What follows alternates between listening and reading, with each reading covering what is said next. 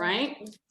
All right, everyone, we're going to go ahead and get started. And we've got a reading that is going to be done by our Hay class students who have actually been heavily involved in a brand new Holocaust curriculum that we started this year and have done an absolutely amazing job with it. So I wanted to give them a little bit of an opportunity to participate today. So I'm going to go ahead and share my screen so that you can see what Ian is doing.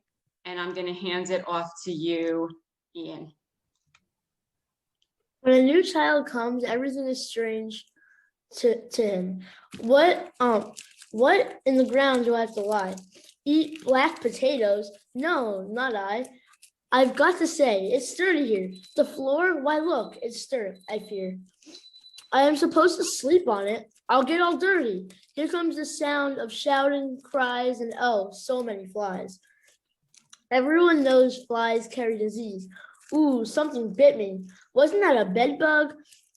Here in the tourism, life is hell. And when I'll go home again, I can't yet tell. Thank you, Ian. Next one is going to be from Ella. Okay. We played, we laughed, we were loved. We were ripped from the arms of our parents and thrown into the fire. We were nothing more than children. We had a future. We were going to be doctors, lawyers, rabbis, wives, teachers, mothers. We had dreams. Then we had no hope. We were taken away in the dead of night like cattle in cars, no air to breathe, smothering, crying, starving, dying, separated from the world to be no more.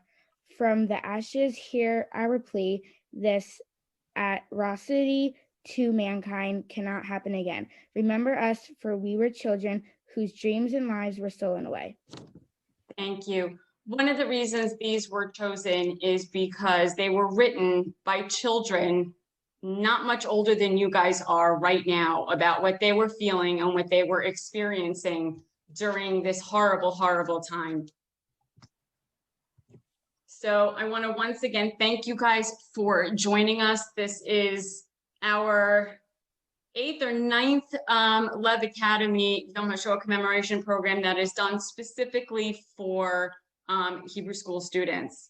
And today I'm actually going to talk to you a little bit about someone that you may or may not have heard of. Raise your hands really quick if you have heard the name Anne Frank. Most of you, awesome.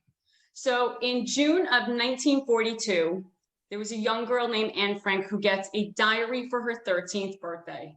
And a month later, she and her family were forced to go into hiding to avoid being sent to the concentration camps when the terrible things, the Nazis, gained power in 1933. Her diary takes us through her daily life and paints a picture of a smart girl full of hopes and fears and love for her family and friends, navigating the passage from childhood to adulthood in a cruel world that would not destroy her imagination and dreams of a better future. In one diary entry, she talks about her love of writing and her desire to make a career out of it one day, saying, I want to be useful or bring enjoyment to all people, even those I've never met. I want to go on living even after my death. Well, little did she know how true those words would be.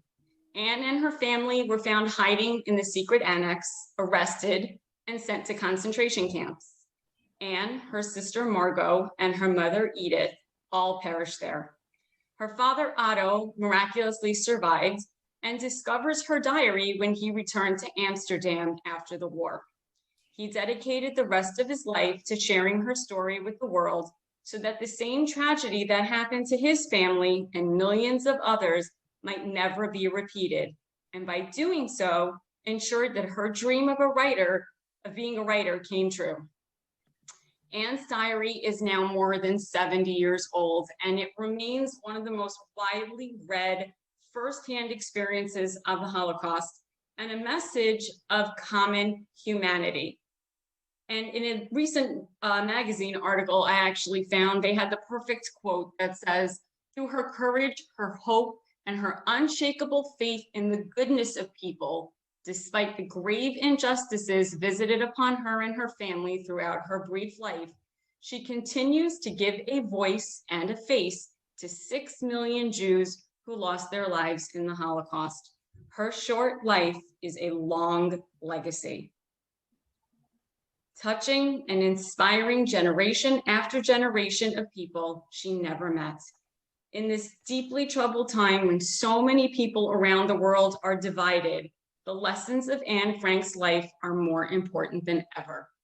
We would all do well to remember the wisdom of a young girl who taught us that we are all diminished when any person suffers unfairly because of how he or she is, and that our differences make life more interesting, but our common humanity matters much more. It's sometimes the voices of the young that makes the greatest impact.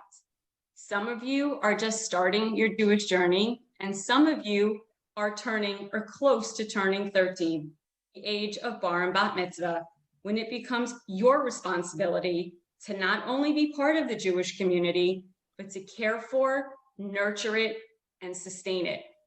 When you see an injustice being done, how do you respond? Are you a bystander, quietly watching as someone or a group of people suffers, or an upstander, using the power of your voice to raise awareness and stand up for that person or group? Would you be like the righteous Gentiles who put their lives on the line to save someone from a horrible fate? Or would you save yourself instead? Anne Frank's diary teaches us that you do not need to be an adult to make an impact and change the world. So how do you make an impact? By learning Jewish history and about the Holocaust, you keep our history alive. By listening to the stories of survivors, their children or grandchildren, you continue to give them a voice so that the world may know that they once had hopes and dreams of a full life filled with love, joy, and family. Being aware of the world around you, educating yourself and others, you help continue to bring about the promise of never again.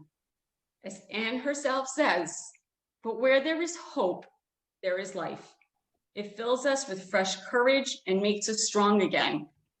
All of you watching this Yom HaShoah program today have the ability and the responsibility to ensure the stories of our past are never forgotten and that our future remains hopeful and bright.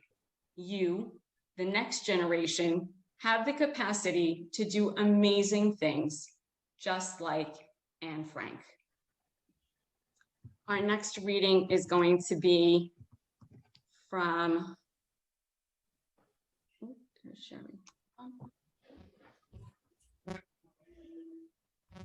our rabbi. I'm actually going to call on Rabbi Chevelowitz, who's now going to read a prayer for Yom HaShoah by the late Lord Rabbi Jonathan Sachs. And Rabbi, if you want to say a few words as well, feel free. Sure. Imbar just spoke about Anne Frank, and to really get a idea that there's two parts of the Holocaust, kids. There's the part of the people that actually were caught by the Nazis and had to go through what they went through, being in the ghetto, being in the concentration camp. That was one part of it, which was very, very difficult. But the second part of it was there were people before they got to that point, if they did, some didn't, they were in hiding. And the hiding was a very difficult hiding because, they didn't know who they could trust. They couldn't go out. So like Anne Frank, she was locked in with other people, and there were people that knew that she was there and they tried to hide as well. And it was difficult because they had to turn people away or make themselves not knowing.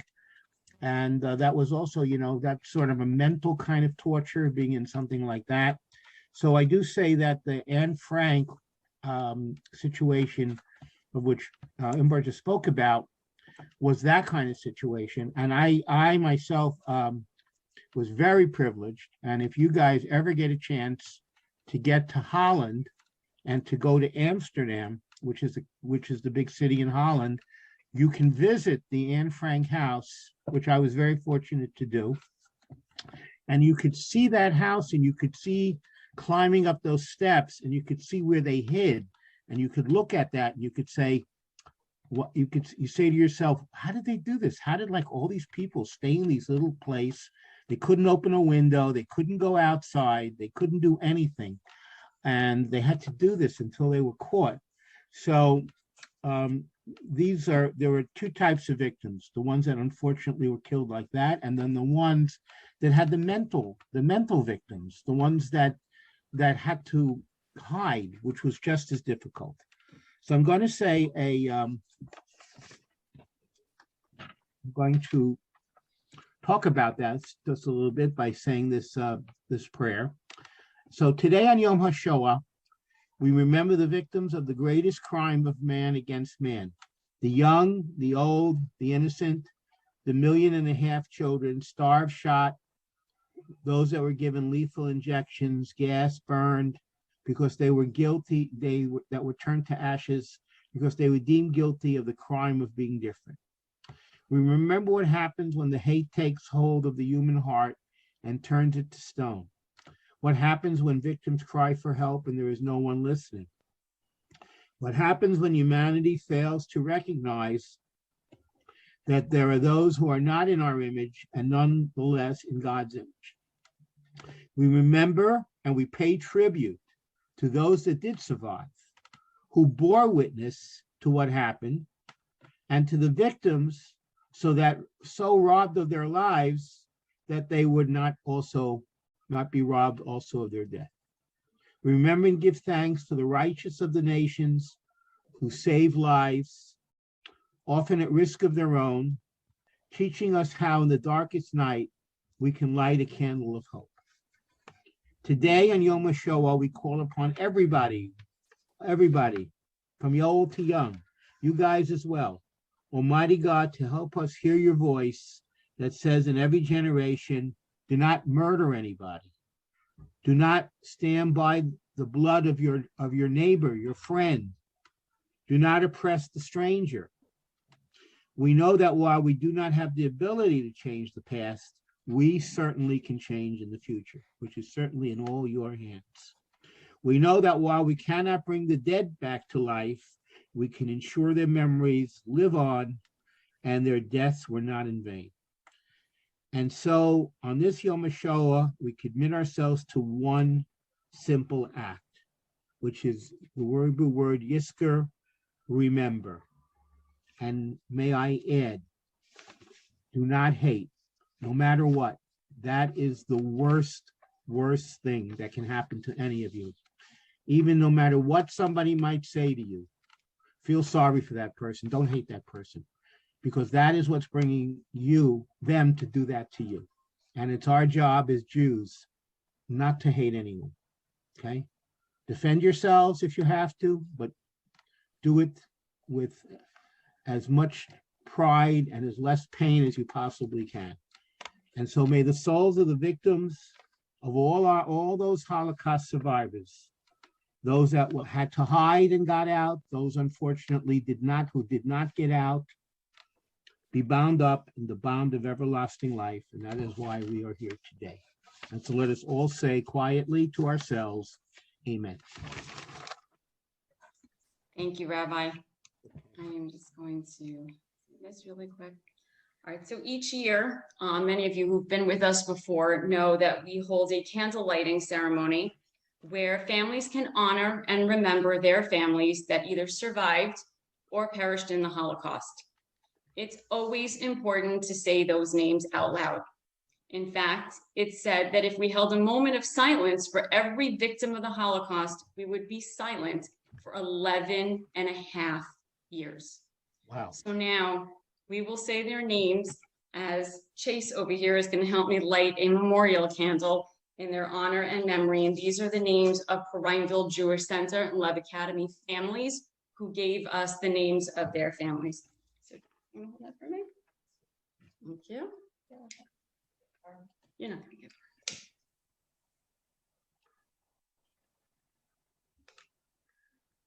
Just hold that. For the Resnick family, Yanka Jean Geller, who passed away March 2020 at the age of 97. Her sister Fega, who survived but is deceased, and the rest of her family, mother Toby Wallerstein, father Eli Melech, sisters Glika, Sarah, Leah, Odil Rodzinska, and brother David Rodzinska, who perished in the Holocaust. For the Glansberg family, David, Malka, Chaya, Peril, Cyril, Razel, Labish, Mayer, Moishe, and Sender Morgenthaler perished in Treblinka. Yehuda, Chaya, Leah, and Shmuel Langer perished in Poland. Rose and Mordechai Morgenthaler, survivors. For the Hetherington family, Chana Magram and Benjamin Magram. Benjamin never made it to the camps. He was shot along with his family in their home. For the Kahan family, Helen Kahan, survivor of Auschwitz, who will turn 97 next month. For Lori Fibus, Lionel Roth. For my family, Melvina Kolb Weiss, Elizabeth Weiss, Abigail Weiss Freund, David Julius Weiss, Julius Arpad Freund, passed in Auschwitz, Rishke Weiss, Imre Weiss, Joja Weiss Freund, and Malka Weiss Lobi, Auschwitz, Bergen-Belsen survivors, all of whom have since passed. For the Nomkin family, Faye Leo and Miriam Nomkin, survivors. For the Smolin family, Cyrilla Golda Pal, Auschwitz, Joseph Pal, Auschwitz, Shmuel Pal, Gross Rosen, Ruchla Pal, Lodz Ghetto, Lucia Pal, Chelmno, Slama Pal, Mauthausen, Sala Pal, Auschwitz, Nachman Pal, Auschwitz, Deborah Pal, Auschwitz, Machel Halperin, Auschwitz, Bajla Blima Halperin, Lodz Ghetto, Eliash Halperin, unknown, Sarah Halperin, Auschwitz, Lajer Hirsch Halperin, Auschwitz. For our speaker, Jerry Bagel, Sam Bagel, Helen Bagel, Mayor Fox, survivors, Birkenau. In memory of those who perished in the Pittsburgh attacks, Melvin Wax, Cecil Rosenthal, David Rosenthal, Jerry Rabinowitz, Bernice Simon, Sylvan Simon, Richard Gottfried, Rose Mallinger, Daniel Stein, Joyce Feinberg, Irving Younger. In memory and in honor of those who perished and were injured in the attacks in Poway, California, Lori Gilbert Kay, Rabbi Israel Goldstein, Almog Peretz, Noya Dahan, Joseph Newman, 72, brutally attacked with a machete while celebrating Hanukkah in his rabbi's home in Monsey, New York in December 2019. He passed away from his injuries on March 30th, 2020, and all who succumbed to modern day anti-Semitic attacks.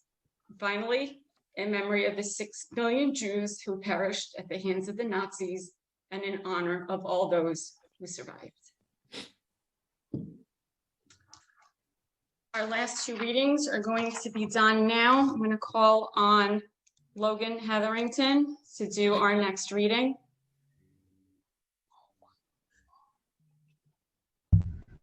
I am a Jew and will forever be a Jew forever. Oh, I am a Jew and I will be a Jew forever. Even if I should die from hunger, I will never will submit.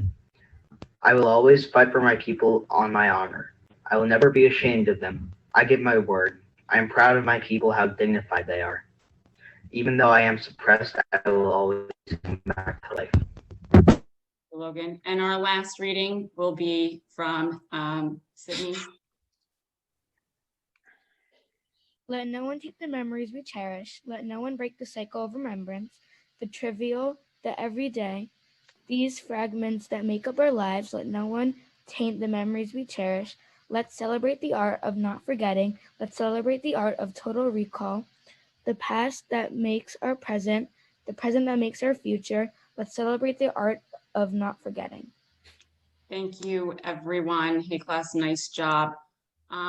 One last thing before I get started with our speaker. Rabbi, could you please lead everyone in the mourner's Kaddish? Yes, absolutely. Okay, so we're going to do the Kaddish. What is Kaddish means to sanctify, to make something holy. And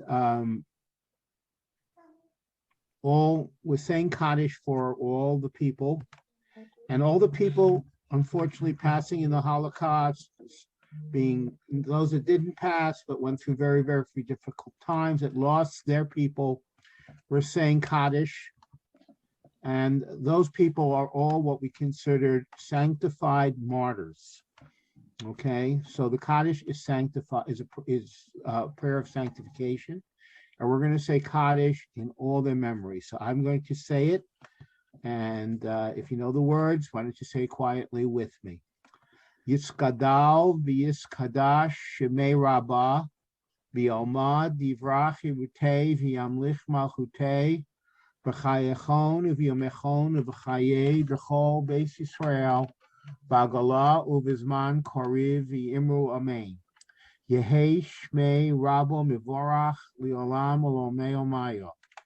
Yisparach v'yishtabach v'yispa'ar v'yisromam v'yisnaseh.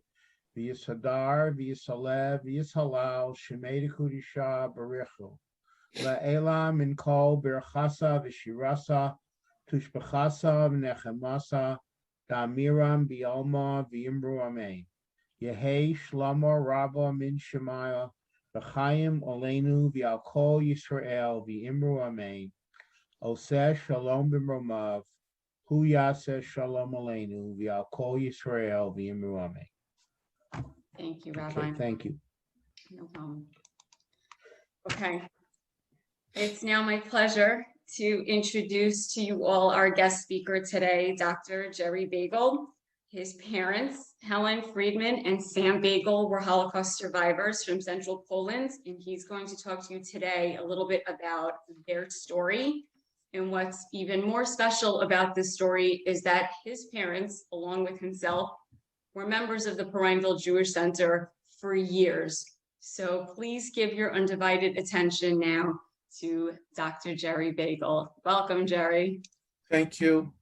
I really want to thank Rabbi Shlovelowitz and Inbar for all their tremendous efforts in putting this together and offering me the ability to share my story, my parents' story with you.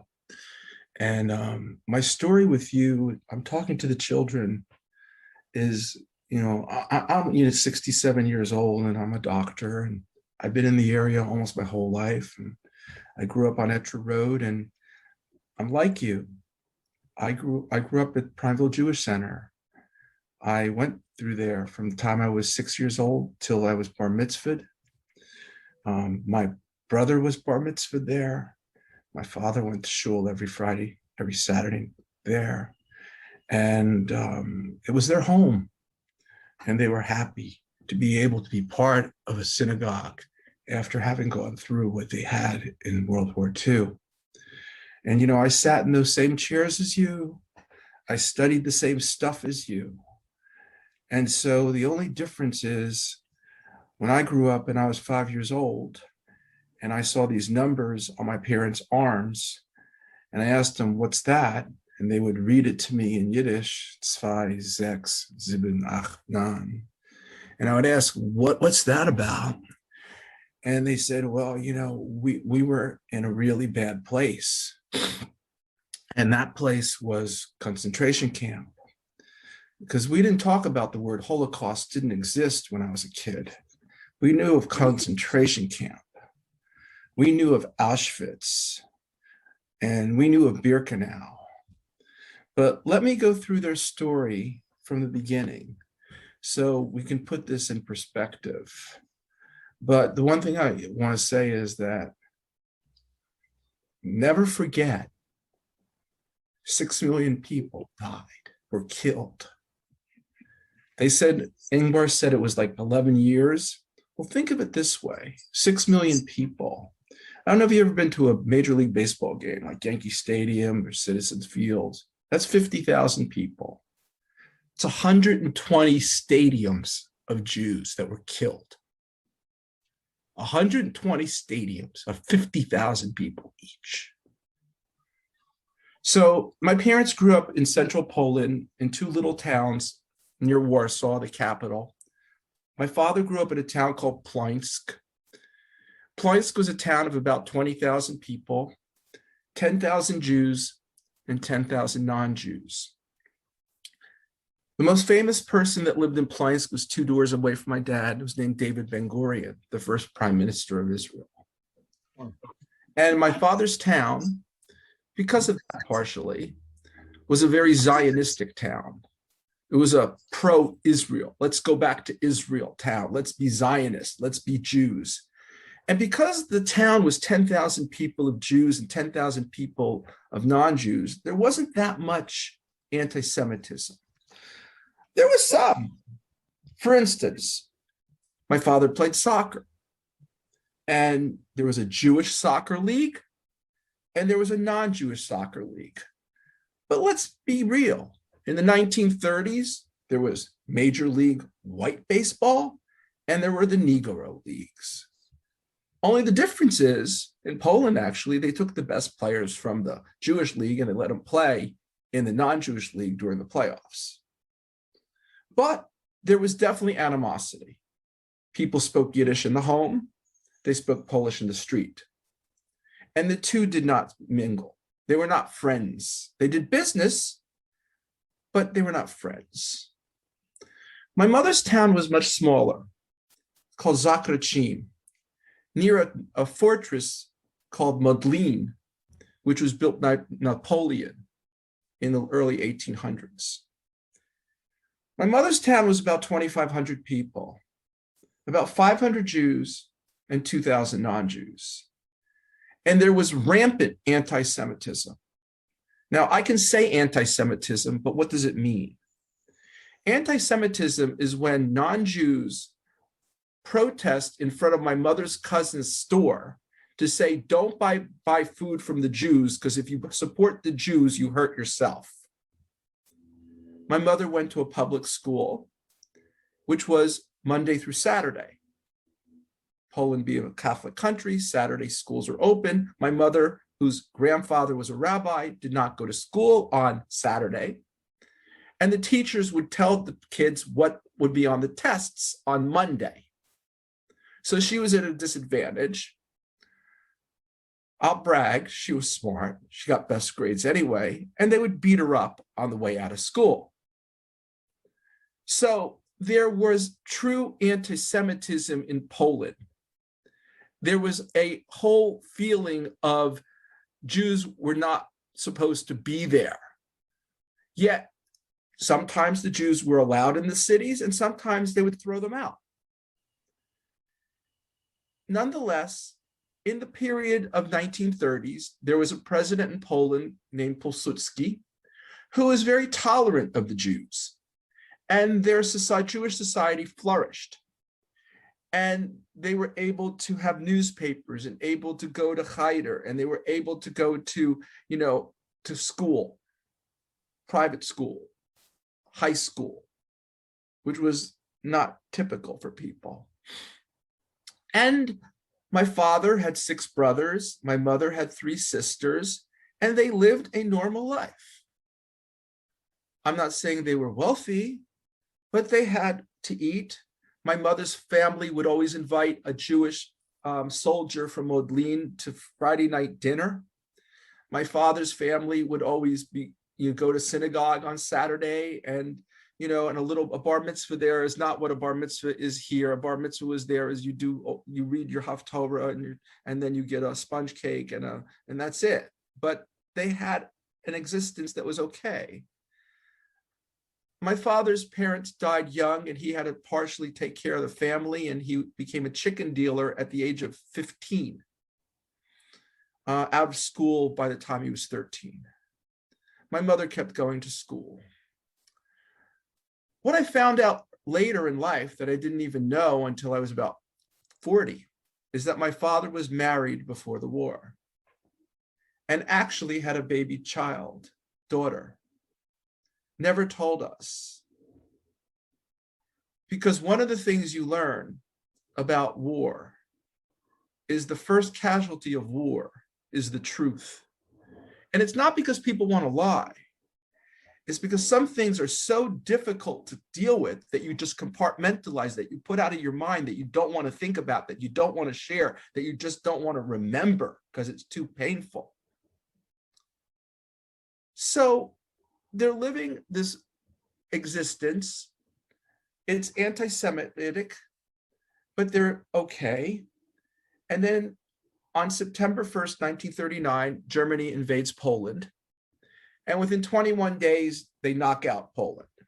And now Poland is now under Nazi infrastructure. And the Jews in Poland were pretty naive. They didn't realize what was happening in Germany in the mid-1930s, like Kristallnacht. They didn't think, they thought that Hitler, who they thought was part Jewish, might not be so bad. They didn't know. They weren't very educated by and large.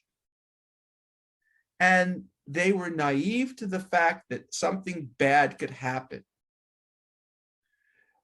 Once the Germans took control of Poland, and they wanted to destroy the entire Jewish population. And as I say this, they also wanted to destroy the Catholics. They also wanted to destroy the gypsies. They also wanted to destroy the homosexuals. They also wanted to destroy the invalids. But the Jews were their main target. They started segregating the Jews into ghettos. And you've probably heard of the Warsaw Ghetto. So the Warsaw Ghetto was the largest conglomeration of Jews by the Germans in World War II. There were probably about 750,000 Jews that were forced to live in a very small area. And my mother's town from Zakroczyn was forced to move to Plońsk in November of 1941. And so her town and her parents, her sisters, and other towns were moved into a portion of Plońsk whereby you might have 6 people living in the size of your bedroom. And in that house, there might have been 24 people living there on minimal amounts of food with disease, because these bed bugs, lice, cause typhus, which is also known as cholera. And cholera actually in Hebrew means cholera, which means hell, because it makes you feel that sick. And so the Jews were conglomerated into ghettos, and my mother and father individually, they weren't married at that point in time, were living in the Plońsk ghetto for about a year.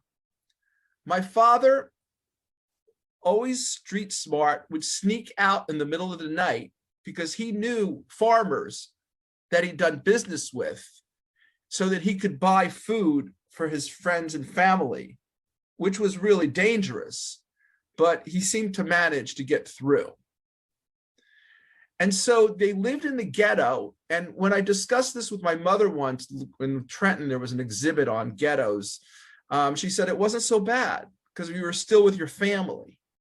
Even though you no longer could work, you no longer had much to eat, you couldn't go to synagogue, you couldn't study, you couldn't advance yourself.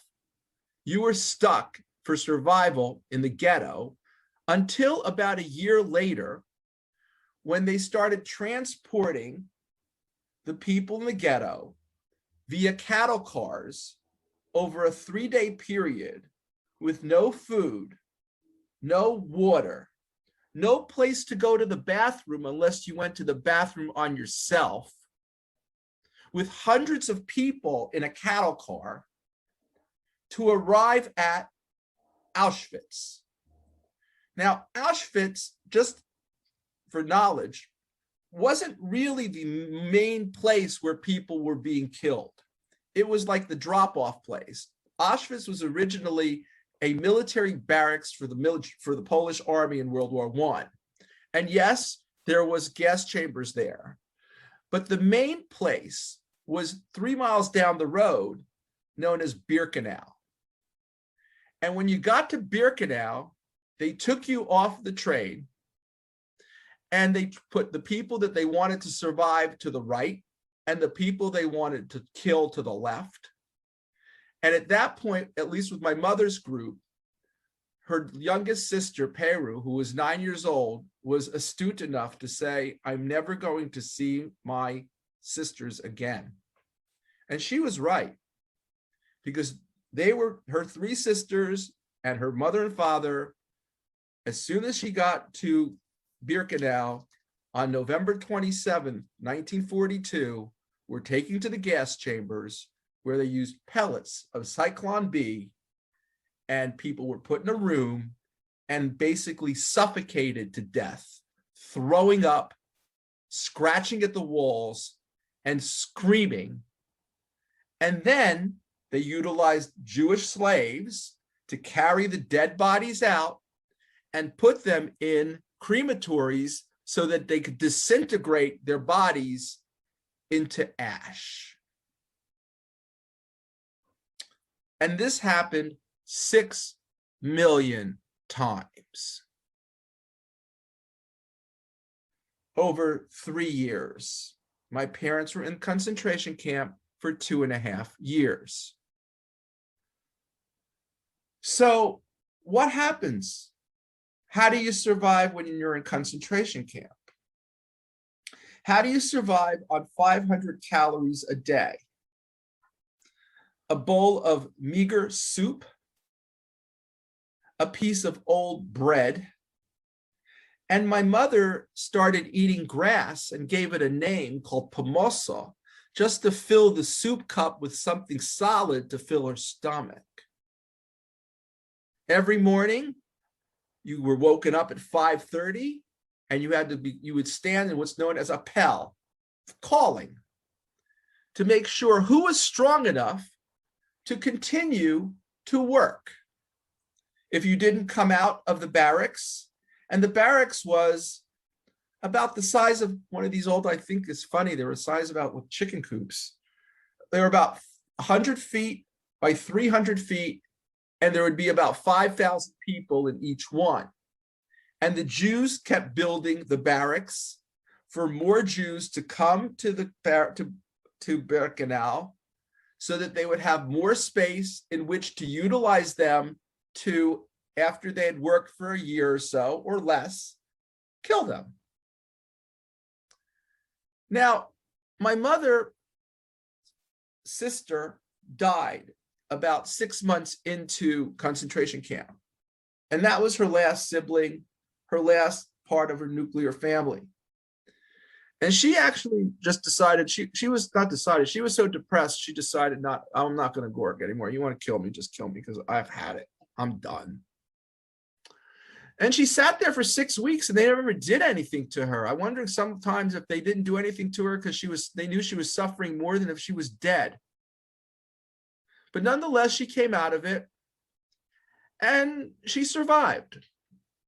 And she talks about stories of the people who came from Holland, and how the people from Holland were very tall and they were much more upper middle class than she was, but they died within about 10 days because they didn't have the work ethic or the toughness that some of the Polish Jews did, because they worked really hard.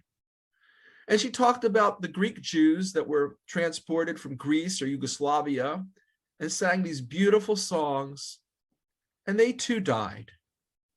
And she talked about people that would run towards the electric wires and committed suicide because they didn't want to live anymore. And she talked about, and I hate to say this, I don't want to scare you, but this is true. She saw a German soldier rip a baby in half, and at which point in time, she decided she had lost faith in God for decades.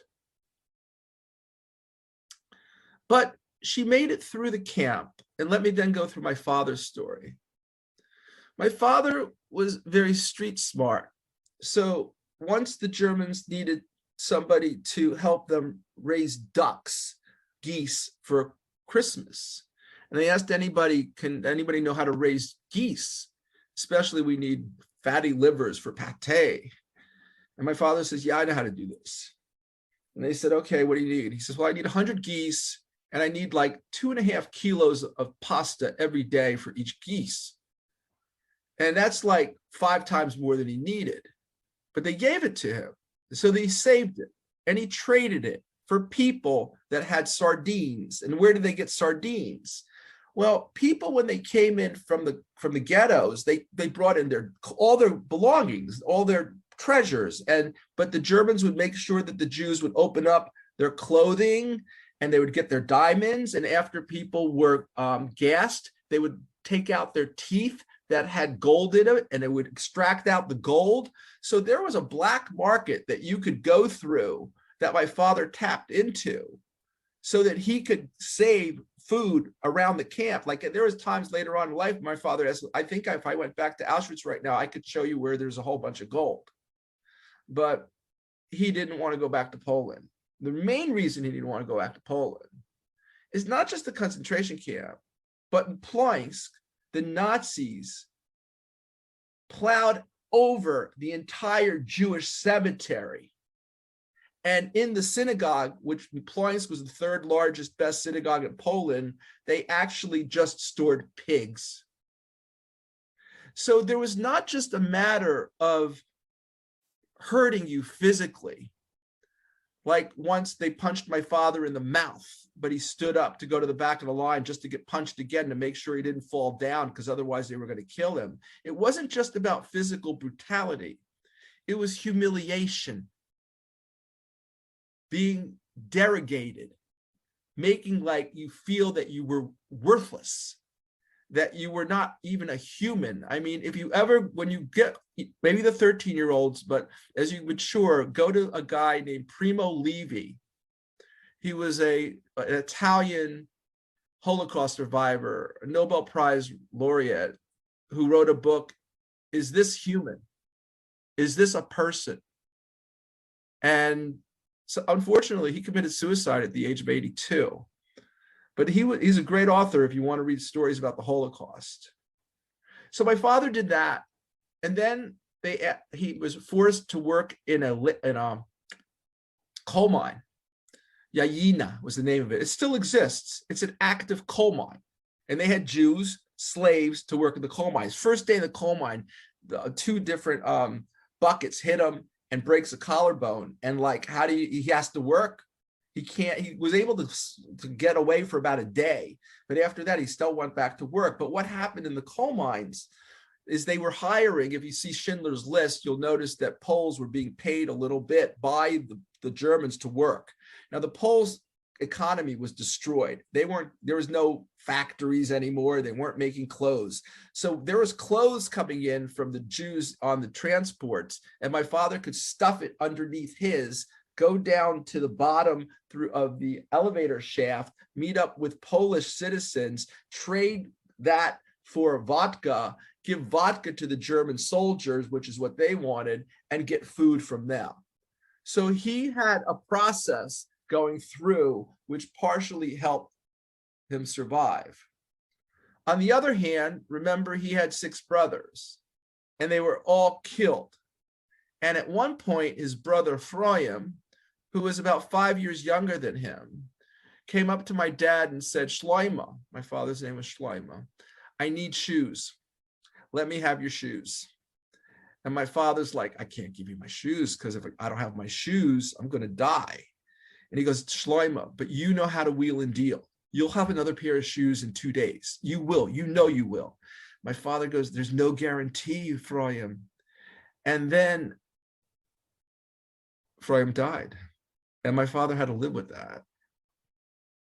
And once, flashing forward, when I was about 15 years old, I was walking up to the chicken coop after school to go pack eggs. My father looked at me, and I go, what was that, Dad? And he goes, you look like Froyam.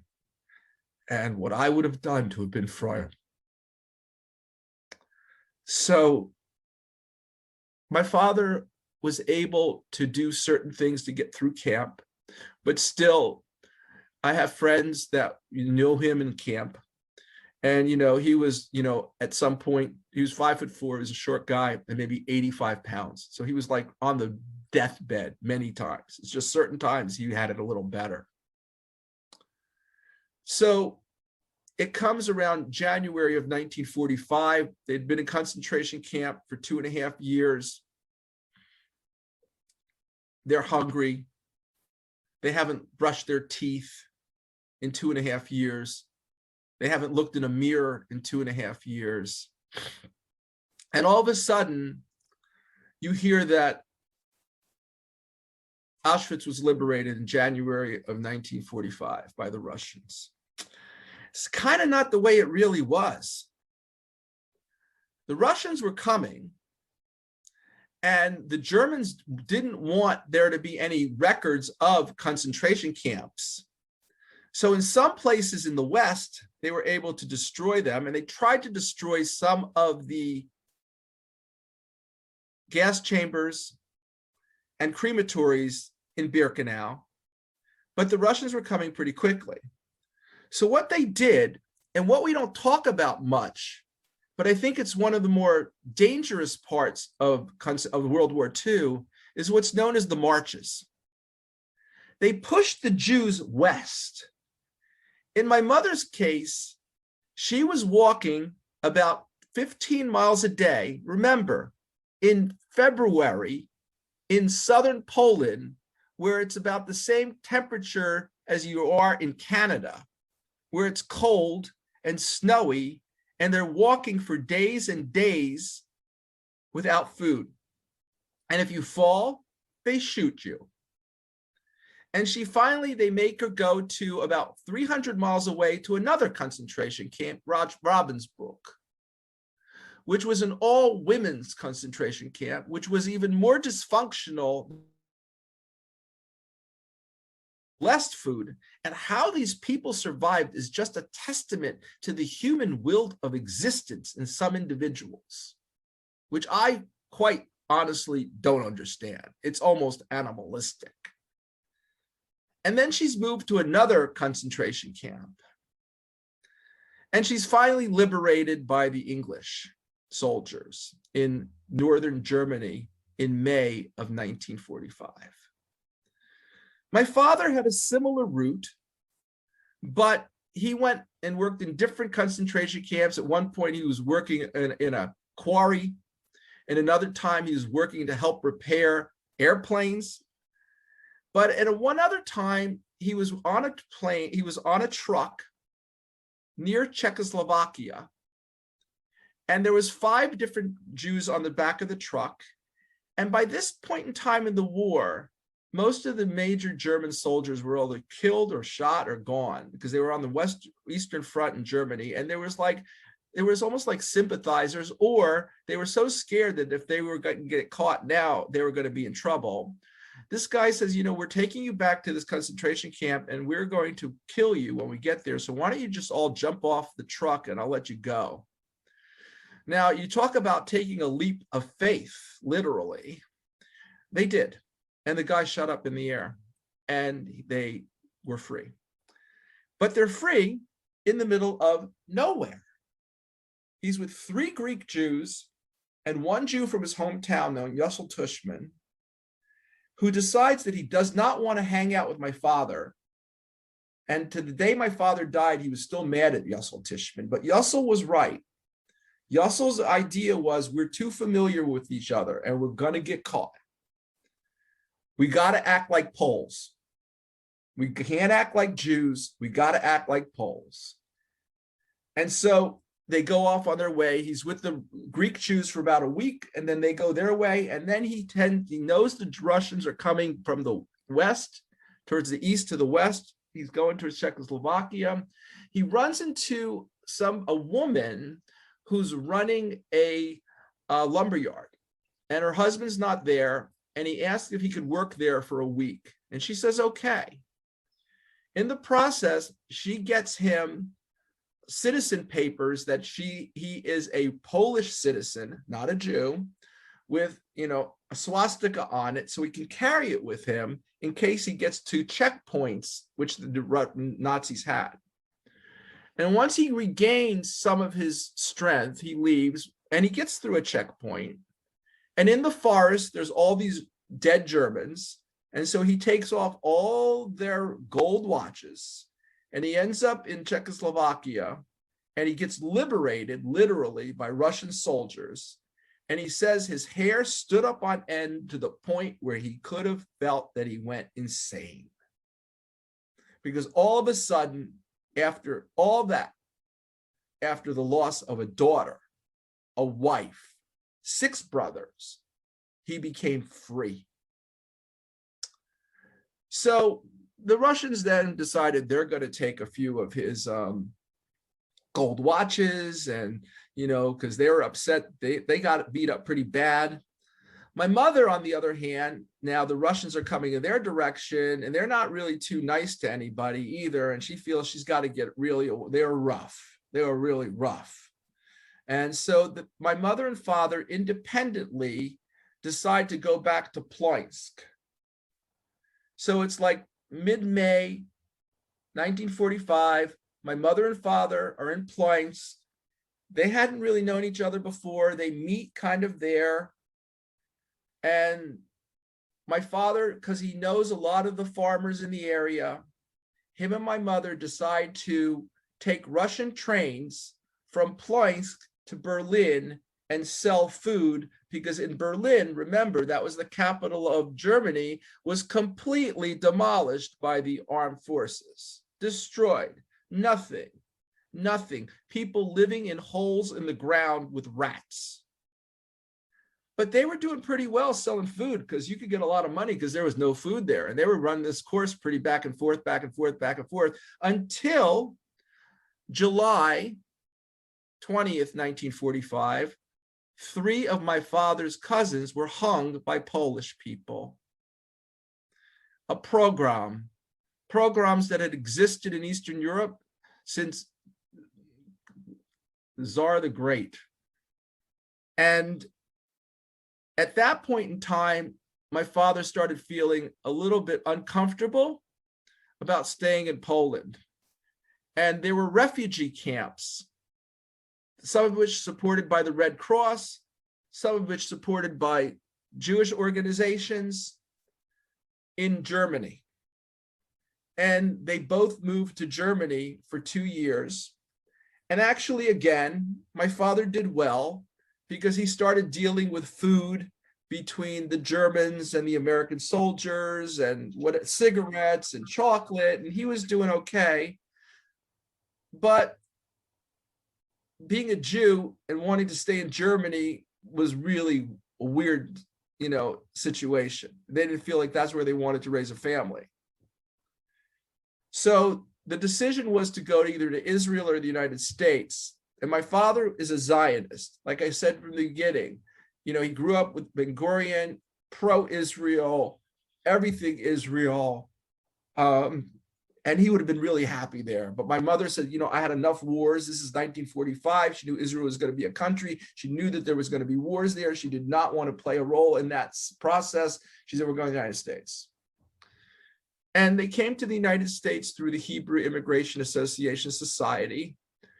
And to make a long story short, they ultimately settled in Prineville and became members of the Prineville Jewish community in the mid-1950s. And this is a point that is a sad point. Not everybody was nice to them. There were many Jewish community members that were great. They loved my parents. They accepted them. They wanted to know what happened. They wanted to give them support. Not that they needed financial support. They wanted to give emotional support. Remember, I don't have any grandparents. I never had aunts. I never had uncles. I don't have any cousins. I have nobody, because everybody was killed around me except for my mom and dad. And they were supportive, but yet there were others that were here a generation or two that thought they were more sophisticated, that they thought they were better. They thought that they were more important. They thought that they were higher than my parents. And that hurt. That hurt them, and it hurt me. And that's something I'll never understand, because my parents basically were very hardworking people. I'm not unhappy to say they supported me throughout school. I left medical school without 1 cent of debt. Today, is my first Yom HaShoah without my mom. So while my mom was here, never forget the Holocaust didn't mean that much to me because I had my mom. I saw her numbers. I knew her stories. But today I don't have my mom. So now it's really never forget. And overall, the Prineville Jewish Center was a sanctuary for them. And they were very hardworking people. Didn't expect anything from anybody except maybe a little respect. And if it wasn't for them, I wouldn't be successful. So I could go on with a lot more details, but the thing to remember is 6 million people died. 6 million people that could have been Nobel Prize winners, firemen, cops, rabbis, and all their children that didn't happen because of them. It's an eternal world of loss. And all we can do is respect what they went through and don't let it happen again. So thank you. If you have any questions, possibly Imbar could translate into English for me. And I'm happy to answer anything. Anyone have any questions? I know it was a lot of information. Hey, class kids, you should be really on top of this because there's a lot of stuff that Dr. Bagel just talked about that talks a lot about, we were just talking about in class, about the ghettos, about life in the concentration camps, about the dehumanization of people, the humiliation that they put them through just for spite. So you're now seeing, hopefully, these connections being made. But I actually do have a question that I think might resonate well with the kids, and that's, you had mentioned that your father came to shul every weekend. Did they ever talk about any point in time where they lost faith in God after going through something so horrible? Yeah, I said, like my mom lost faith in God, and was after the baby was ripped. And I think once my brother and I were born, I think she regained some faith in God. But I actually think that part of her was atheistic at this point because, and she's asked rabbis in the past, how can there be a God to allow 6 million Jews to be killed? And, the typical answer was, it's a process and then Israel happened. Well, could Israel have happened without this? I mean, it's a valid argument, but I think my father didn't, see, on the other hand, you have to, looking at it from another perspective, my mother grew up in a very, very religious family. My mother actually was kosher. My father, not so much. And he wasn't upset about it. I mean, but if anybody ever tried to deny that my father was a Jew, he'd probably chop your head off. So there's something about being kosher, and there's something about being a Jew. And yeah, my father believed in God. My father didn't lose faith. It's incredible to hear the differences between people, some who just abandoned it completely, others that became even more religious after the fact. Ian, do you have a question? So you said that your dad was like really street smart and like good at trading. And when he came to the States, did he like get a job that like connects to that? And like did he use his smarts and stuff in a way that could have helped a lot? You're going to be successful. You're going to be successful. That's a great question. No one's ever asked me that. Yes, my father knew how to make money in the United States. So my father, what he did, I mean, he let my mother run the chicken coop and 20,000 chickens, and that did okay. But what he did is he would buy all the old chickens. Like after chickens lay eggs for about 2 years, the eggs get really big and the shells get thin and they break and it's not worth, and the chickens get fat and they're really good for soup. So my father ended up getting a system where he had 3 trucks, 4 days a week, not on Friday, 4 days a week, where he would do about 12,000 pounds of chickens a day and make 2 to 3 cents on a pound. So if you can do the math, he was making back in the 1960s about $35,000 a year. That's probably on the equivalent now of about $250,000 a year. So yeah, he knew how to do it. And even when he was selling his eggs, he wasn't just selling it to one person. He would find out, this diner is going to give me 20 cents more, and this, place is going to give me 20 cents more. And he would just hustle all the time. So he used his street smarts in this country. He knew what he was good at, and that's what he did. And you know what? He couldn't read English. He couldn't write English. Good at math. You know what he loved? You know what I'd love in synagogue when they would bid on Leah's, like $18, 12 times 18. He'd always love to be the first one that knew what the number was. He's really good at math. My mother had really good memory. My mother truly lost a lot by the war, by not being able to become educated, because had she become educated, I think she would have been extremely successful. But that's a great question. I thank you for it. Yeah, he did what he could to make money. Harry, you had a question. Yeah, I'm still confused. How do you rip a baby apart? I don't. How? It's sick. Well, it's okay. Just think of it this way. I hate to say it. Think of a very small doll that weighs, 6 pounds, 8 pounds. And that's how you do it. It's sick. And I almost didn't want to tell you guys, but you know what? I grew up hearing that when I was 5. And it's brutal. It's brutal. I mean, people were just like, if you ever see Schindler's List, the movie, I saw it with my mother when it first came out. And then when we walked out, I said, Ma, what do you think? She goes, that was mild. Okay, mild. At least it means it was something, And, the other thing is that, and Rabbi Shlovelowitz for certain knows this, because he's had the opportunity, and in many cases, I think he probably considered the honor to have known many, many Holocaust survivors who, in many ways, where was their post-traumatic stress disorder? I mean, that's my question. They worked hard. They cared. They wanted to make life better for their children.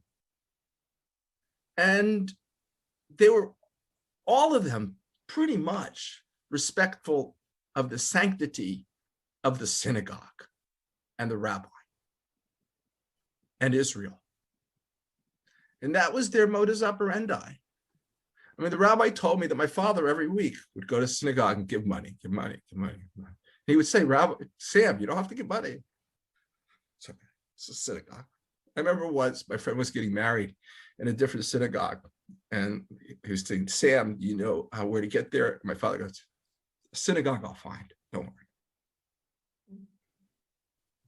Remember the freedom after it's been taken away from you. I mean, we would drive near my house. My father goes, whose house is that? It's ours. To own your own house, to have freedom. Don't take it for granted. And what the rabbi said before, don't hate, just be better. We have next question. What do you think? Anti-Semitism exists in the United States. I don't know if you've been exposed to it. I mean, Inbar and I have discussed this point. When I was a kid, I remember once hitting a home run. I didn't hit many. But when I hit a home run, I got the home plate. One kid came up to me and says, you're still nothing but a black Jew. Sound like that guy got some issues on prejudice in his plate, but still. And I'll tell you, and this is true, I swear to this, I was not allowed to be on the honor society in Heightstown High School because one teacher was anti-Semitic and kept me off, even though I did have the grades.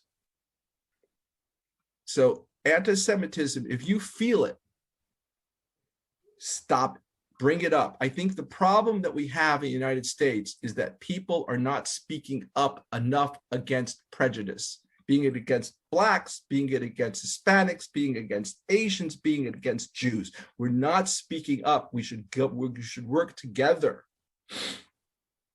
to fight prejudice. Absolutely, you're right. Eli, you had a question. It's in chat. Oh, it's in the, you said that some people lost faith and just gave up because they were tired of working. Do you know what kept them going and working day by day? Good question. Well, yeah, I can tell you what my father's response to that would be. I'm just going to get through another day. I'm going to get through another day. This work cannot last forever. I'm going to get through another day. But, you know, some people have more inner strength than others. And why that is, I don't know. It could be their genetics. It could be their personality. It could be their, you know, family upbringing. But I can tell you with my father, it was, maybe I'm going to live another day.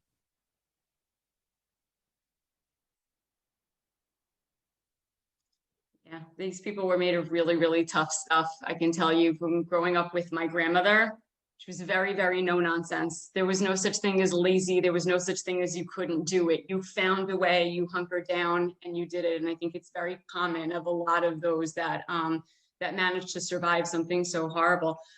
Avery or Zoe, I don't know what you said is true. My father would go, there was no black and there was it was no gray. It was black or white. Yes. There was no time for gray, black or white. Yep, absolutely. I don't know which one of you girls it was. I'm sorry, Zoe or Avery. Zoe. Which one of you? It was Zoe, me. go ahead. Sorry about that. What do they do to babies? Because babies can't work. Right. Like, They were killed right away. There was no ands, ifs, or buts. If you were under the age of 12 or 13, you were gone. And if you were over the age of 30, you were gone. So my father was actually 29 and he lied about his age, that he was, you know, younger, you know, 4 years younger. Like, I didn't realize how old my father was until I did this story. Like, my father actually told everybody he was born in 1918. He was really born in 1913, but he changed his age around, you know, to make sure that, you know, they was young enough to go to concentration camp, other than being killed right at the beginning. Yeah. As you go through the different years, you're going to see that you're going to learn different aspects of this from grade to grade. When you get to the Hay class, like our students did this year, that's something that we actually talked about, is the difference in age. And at what point, you know, do you feel like you're a child? And at what point do you feel like you're an adult, right? When you become a bar bat mitzvah, right? The age of 13, in the eyes of Judaism, you're considered an adult, but in many, many ways, you are not adults. You are still children. And some of these kids had to make very tough choices. And we watched a video about a particular guy who was told to go to one side and the father sent him back to the mother's side. And he's like, I don't know where to go. Am I a child or am I adult? And they said, stay with your father, because that means that you could work, and work meant that you could live another day. And that was the important part. If you didn't have a good set of skills that you could offer them, and you didn't really stand a fighting chance. And those that had skills that they needed, being able to sew uniforms, to make boots, you know, a lot of shoemen, you know, who were able to work, those who were able to make bullets, ammunition for the army, had a much, much better chance at survival. You even hear stories about musicians who were very, very talented, who would be splayed out at the arrival platform playing violins and clarinets as Jews arrived off the train. They were put to work and they were happy to have a job, to be able to live another day. And that's really what a lot of this is about, is this huge, huge will to survive, and not putting up with much other than what they were given. They fought hard, and those that walked out of it were very, very different people. Those of you that have survivors in your families, you know, I encourage you to, as you get older, because some of you are still very young, like Chase right over here, who's just starting to learn about some of this stuff, learn about their stories. You'd be surprised at what you learn from those stories. Learn them, If they're not written down, write them down. If you can record them, even better. Just have something that you can carry with you from generation to generation, because those stories have so many lessons in them, and they are a wonderful source to go to when you're ever at a point where you feel you can't do something. Listen to one of these stories and you'll realize you are capable of doing so much more, because these people went through the ultimate test and came out of it. Very, very different people, but incredibly strong people. Abba, did you want to say something? You're on mute.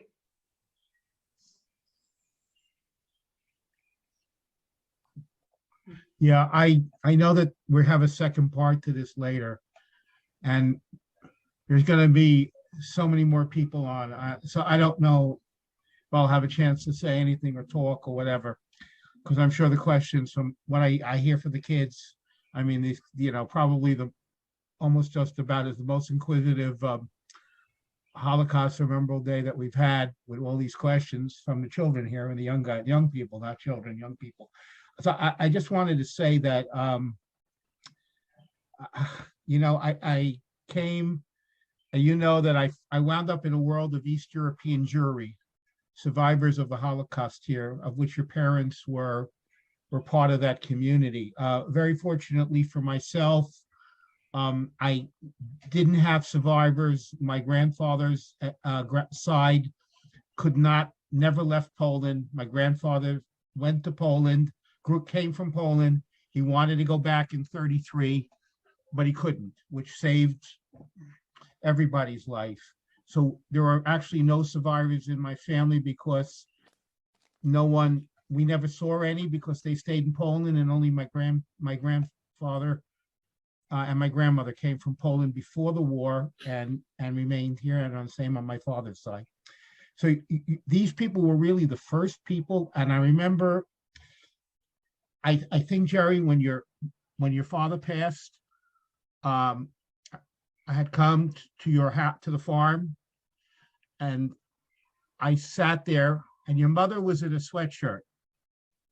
It was a white sweatshirt, I still remember it, and she had a sweatshirt pulled up, and I saw her numbers. That was the first time in my life I was ever close enough to someone to see those numbers. And I just was looking at her, and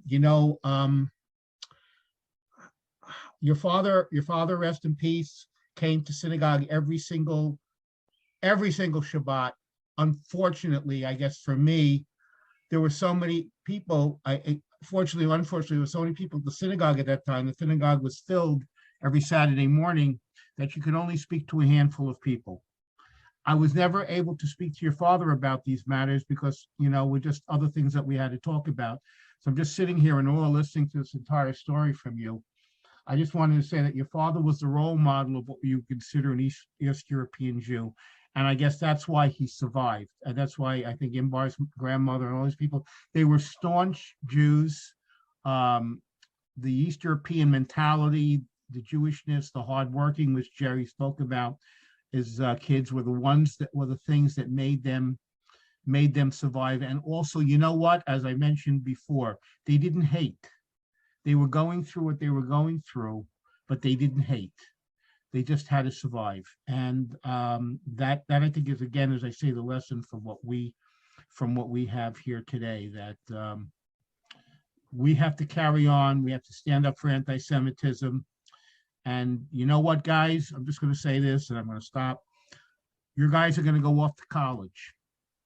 And I've had many of my students here who were sitting in these chairs before you guys, who have called me up, or their parents have told me, I go to college and everybody's telling me the state of Israel is bad and being a Jew is bad.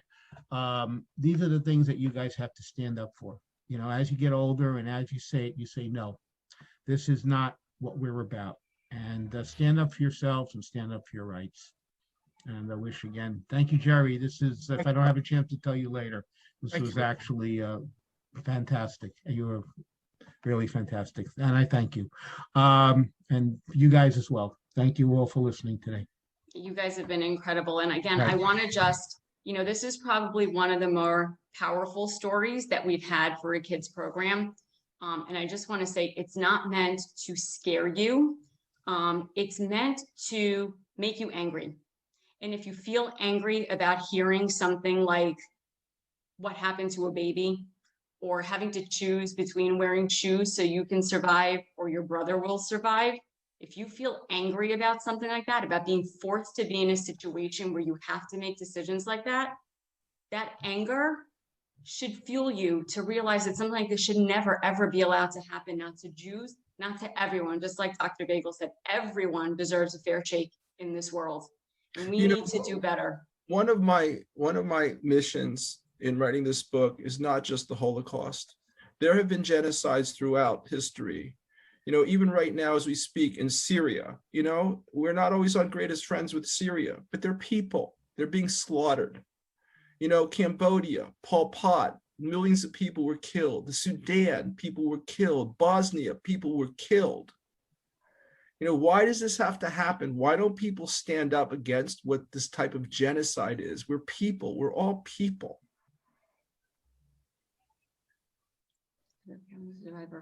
Oh, I didn't know that, Avery. Thank you for putting that in there. Eli, did you have another question? Yeah.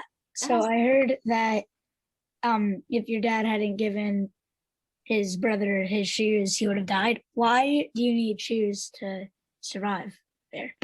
Because that was his, he had no other choice. He was a survivor, because he's a survivor. He's a survivor. And he wasn't going to take a chance because he wanted to survive. And it really boils down to a great question that you're asking. Am I my brother's keeper? It's a many generational question.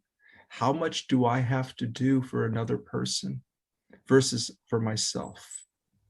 And I'm sure my father lived with that question for the rest of his life. And to answer a little further, at the time, you actually can, I have it in the afternoon session, but there's pictures that you can see of all the shoes, the piles and piles and piles of shoes that were taken from Jews when they arrived. Don't forget, like Dr. Bagel said, they came with all their stuff. Many of them had no idea where they were going. They were told to pack everything and get on these trains and that they were going to be just taken somewhere. So they had the stuff that was all taken away from them, but shoes meant that you could work. It's cold in Poland, it's cold in Germany. You need to have that protection, especially if you were working in the coal mines or if you were working in some of these fields under really, really bad conditions. You needed something to protect your feet. I mean, imagine walking from your house to school on a snowy day in Manalapan with no shoes on. It wouldn't exactly be very comfortable. It wouldn't be comfortable no matter what, but it would not be comfortable. It was. No, after a while you'll die because you'll Yeah. get frostbite and then you'll Yep. get gangrene and you'll die. Yeah. So it's a matter of survival. You needed it to work. Work equals survival. So that's where the shoes play a really important part. Did I see anybody else's hand go up? Yeah. Ian. Have you ever wondered what if this move didn't happen, or what if this didn't happen perfectly how it did? Have you ever wondered about that? That's interesting. Run that by me again. I'm not sure exactly what you. Like, have you ever wondered? Say say one thing went out of place, and Okay, like- say one like- time thing didn't go right, everything changed. Have you ever Like thought what about that? happened? What would have happened if the Holocaust didn't happen? Is that kind That, of? or you can think like, what if your dad waited another 3 seconds to think before he jumped off that train? Right. Yeah. Sure. I have thought of those things. If the Holocaust hadn't happened, I probably would have been a tailor in Poland. And, you know, I would have been making suits for people's bar mitzvahs. And that would have been okay. If my father had not made that jump, he would have died. So, you know, I always thought of making the name of the book Jump, because I thought that was such a pivotal moment in his life. But I didn't think Jump would really give justice to the entire story. But yeah, I've thought of different things like that. But yeah, and actually my mother and I had conversations on that. Like what would have been like had I grown up in Poland, and what would have my life been like there? Yeah. Yeah. The other question is to think about that is, you know, had the events not happened the way they did, would Israel have existed in the form that it does today? Yeah, You I know? get that. I get that. Right. Probably. Yeah. I don't know. I don't Very know. interesting. You don't know how the Zionist movement would have transpired without Exodus and world opinion at that time. Mhm. Yep, they're all sort of kind of related, but it's definitely a very interesting point. I know for myself, I've, you know, often thought about, you know, how much different life would be. Would we have ever moved to in Israel? Would there have been in Israel? Would my family have stayed in Yugoslavia, or would they have moved here? It's, you know, a question that I think rolls around the minds of many of us who, you know, come from Holocaust survivors. Right. Great questions, everyone. I'm incredibly proud of you guys. Wow, This was fantastic, a really. really tough story, and you guys really handled it well. From the youngest of you to the oldest of you, I'm really proud of you guys. If no one has any other questions, I'm going to do what I always do. Just like the Torah doesn't allow us to end on a down note, we never end here on a down note. So Mora Sherry is going to lead us in the Hatikva. So you guys can all sing along while she leads us out. Sherry.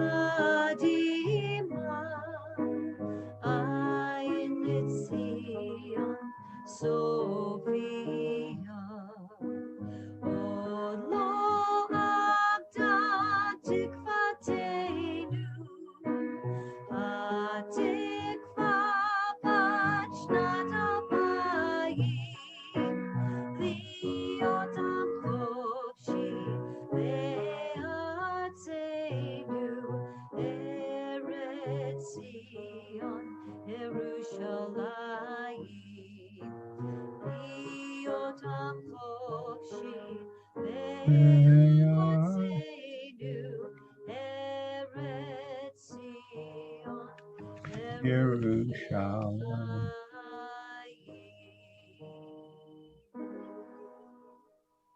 Thank you so much, Sherry. Thank you, everyone. Thank you, Dr. Bagel. This was incredible. It is 6 o'clock, so we finished early, just like I had anticipated. I want to thank everyone and just remind you that we are back to our regular schedule next week for classes. Your parents will get the email with all the links again. And then in 2 weeks, on April 22nd, we're all back together again to do something happy. And that is to celebrate Israel's Independence Day, Yom Ha'atzmaut, and we have an incredible program for you guys. If you enjoyed making hamantash, and I have a feeling you're really going to enjoy this. So the email with that information is going to go out on Sunday, so you have time to get all of your stuff. And we'll have a little bit of fun as we wrap up this school year. But again, incredibly proud of all of you guys. You really should commend yourselves today. Phenomenal questions, phenomenal attention. I could not be any more proud of you guys. Have a wonderful weekend. Hopefully I see some of you guys on for service this weekend. If not, I will see you guys back here in a couple of weeks and with your teachers next week. Thank you, Bye, everyone. Bye. Thank you.